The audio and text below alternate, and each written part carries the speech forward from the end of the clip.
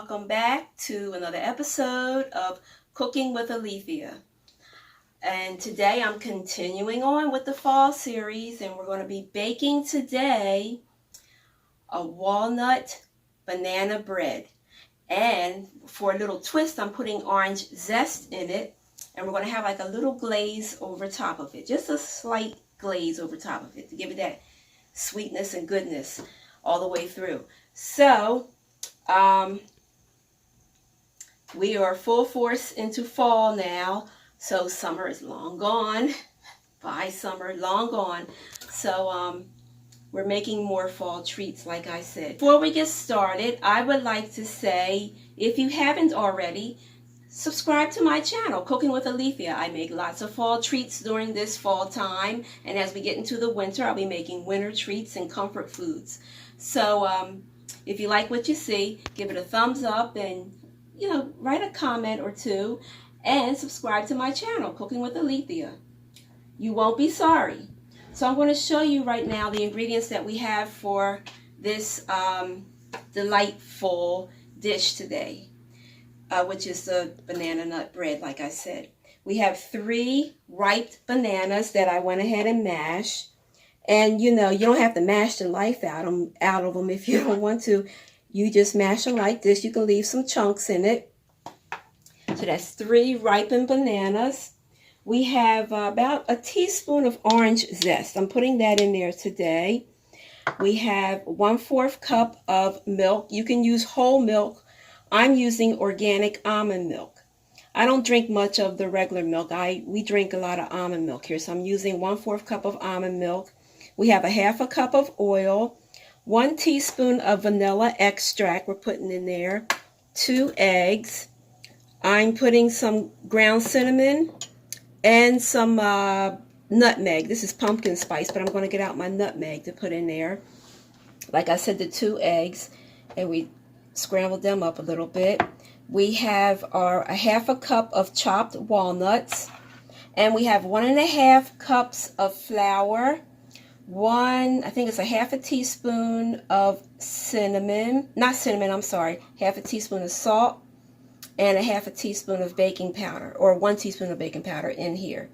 So what I'm going to do is, I'm sifting my flour mixture with the salt and baking soda in here. Okay, I'm going to sift that up like that. Okay, and now we are going to go back here to this here mixture of the bananas. All right, we're going to add to this our 2 eggs. Okay, we're going to mix this up. And then to this, we're going to add in the rest of the ingredients, which is the lemon zest. Hands are clean. Okay. Not lemon zest, I'm sorry. Orange zest. All right, mix that up well. We're adding our 1/4 cup of milk. I'm using almond milk. All right, let me mix that up well. This is another comfort dessert. It can be breakfast time, a breakfast treat. You can have it. We're going to have it for a part of our dinner tonight. Okay, so I'm mixing this up well. We have our 1/2 cup of oil. Pouring that in there. And I'm going to mix in the teaspoon of the vanilla extract, which I love. I love my spices and I love my extracts. Vanilla, lemon, all of them. I love them. It's comfort during this time of year. Any year, really. Baking is comfort for me. And I especially love baking treats in the winter time when it starts snowing. I see that we're having a large snow outside. Boy, I get excited because I love to bake during those snowy months, those snowy days. Okay, so I'm mixing this all together. Now, I'm going to put in here, this is nutmeg, but I need my cinnamon. So I'm eyeballing this. So you can eyeball this. You can put like a 1/2 teaspoon of nutmeg in here, and a half a teaspoon of cinnamon, ground cinnamon. All right.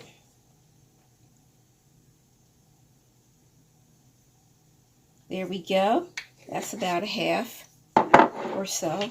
We're going to mix this up all together. All right.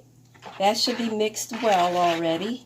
And we're going to add this to our, a little bit at a time. We're going to switch it over to our big bowl here with the flour mixture. Let's mix this around. Oh, you know what? Let's add the sugar. 1 cup of sugar. I don't know if I mentioned that earlier, but that's 1 cup of sugar. Let me get my spatula here. We use everything here in mixing. Alrighty. 1 cup of sugar into the flour mixture. Now we're going to go ahead and get started and add a little bit at a time in this. We're going to mix this up. You want to mix this in your flour mixture a little at a time, not all at once, so you can incorporate all the goodness in here. All right. And like I said before, I remember growing up, and my dad, my mom baked too. My mom mainly, she liked to bake pies, homemade pies, but my dad was the one that experimented on all kind of baked goods. We had everything. I'm going to add a little bit more at a time, like I said. Mix this all up well. Once this is mixed, it's going to go into a loaf pan. You're going to grease and flour your loaf pan. You're going to put it into the oven at 325 degrees, and you're going to bake it for 1 hour and 20 minutes. So if you have a timer on your oven, it'll be good to set that timer, because if you're like me, sometimes I forget and I'll be like, what is that in my oven burning or whatever? Because, you know, as moms and wives, we multitask a lot, and sometimes we can get a little bit too busy and forget what we was doing. Sometimes, not all the times. We're going to put the rest of this stuff in here. Mix this up really well, and then the last ingredient to go in here is going to be your chopped walnuts. Now, you know, I'm starting with a half a cup of chopped walnuts. If I, you know, want a little bit more, I'll, you know, put a little bit more in here. But I think a half a cup should be just about good. I'm going to switch over to my spatula, because I like to mix my stuff here with a heavy-duty spatula. Put in here a half a cup of walnuts. Chopped walnuts. And walnuts are good for you guys. You know, they have omega-3 oils. It's good for your body. So, this is, you know, since we don't have whole milk in here, it's healthy.